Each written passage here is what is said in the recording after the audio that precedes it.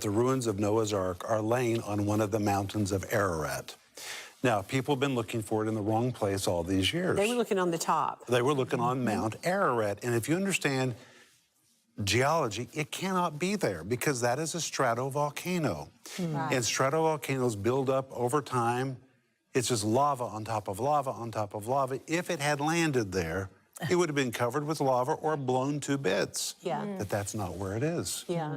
And the Bible tells us in Genesis 8:4, the ark came to rest in the mountains of Ararat. Well, just 18 miles across the valley from Mount Ararat is a lower mountain called Mount Judy. If you go all the way to the top, you see all these guard towers because it is the border of Iran. And just below those guard towers is a huge indentation in the earth where the ark first landed. And guess what is the name of that place? What? The ancient name of that place is the place of the landing. Wow. It's been called that for thousands of years. Wow. And the whole mountain means the place of the descent. Well, over all these 4,000 years, the ark moved from that higher location to where it is today. And guess what? When you go there, it is the mud from the flood. It is still there. Wow. So the ark slid down the side of the mountain to where it presently is. And when you see it from the perspective of a drone, you know you are looking at the ark. Why do you think no one's ever excavated that area? Is it dangerous because it's on the border? Well, that area has been in dispute for many, many years. And so that's why they haven't excavated it. But they have done ground-penetrating radar. They've done ERT scans, which is just like doing an excavation without a shovel. Right. You can see rooms, compartments, Wow. 3 decks.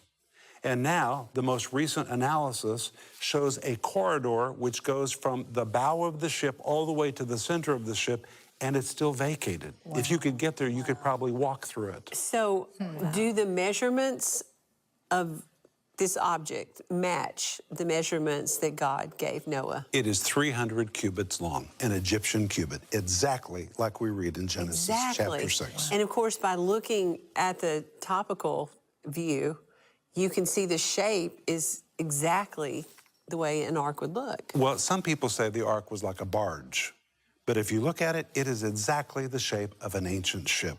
It's got a rounded stern, it's got a pointed bow, and you can walk from the bottom all the way to the top, and I'm going to tell you, it is a hefty walk. The ark is massive. Okay, so let's go back a little bit. If you didn't get to watch the show yesterday, we kind of got up to this point, but we talk about the fact that God looked on the earth and he was actually sad that he had created mankind. And why is that? Because mankind had become so corrupted. And God said, I'm going to send a flood to destroy the ark. Now, that's what the King James Version says. But you know what? God's not a destroyer. And the word destroy in Hebrews chapter 6 means to purge. It was a cleanup operation. God was going to purge back all this nefarious activity that happened between fallen angels and women and giants and monsters. And here's what is just amazing. Only God could do this. Where do you think the Garden of Eden was? Well, the Garden of Eden is where the headwaters of the Euphrates and the Tigris are. It is right there in the very same area, which means when the flood was finished, God caused the ark to go back to the place where it all began. Wow. And said the same identical words to Noah that he had said to Adam, be fruitful, multiply, replenish the earth. It was the equivalent to saying, I'm bringing you back to the starting place, and now we're going to do it all again.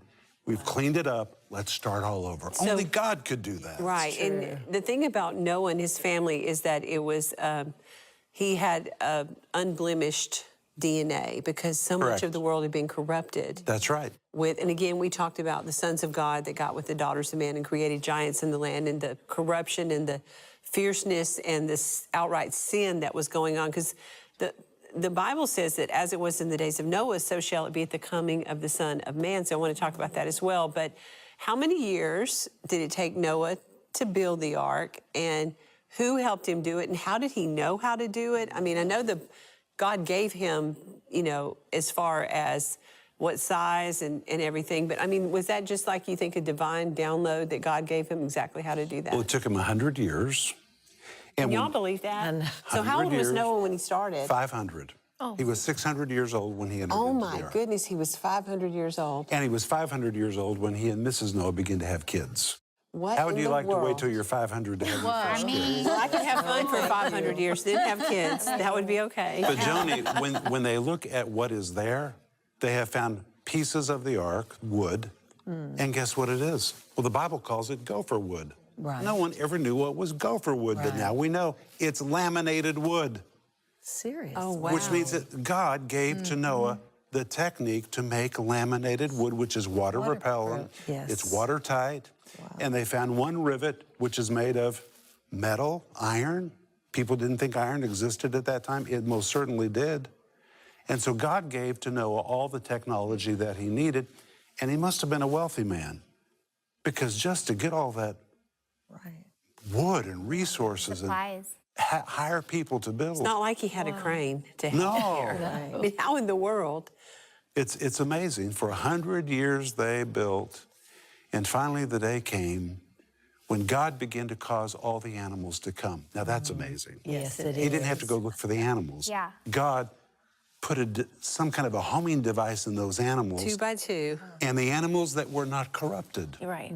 He wouldn't have known which animals were corrupted and were not corrupted. Right. But the ones that were unblemished began to come to him, and that's who he took on. Okay, to the I have a ark. question about that. Do you think that the world was all connected at one point? Because when they landed and the flood was no more, how did these animals disperse to all these places I do believe the earth was one continent at that time. Yes, and then I do. eventually just Right. disconnected? Eventually the earth was divided, moved into different places. Well, before you leave, be sure to hit that like and subscribe button. Also, we would love to hear how the Lord is moving and touching your heart right now. So be sure to comment below and then share this video with someone you feel needs it just as much as you did.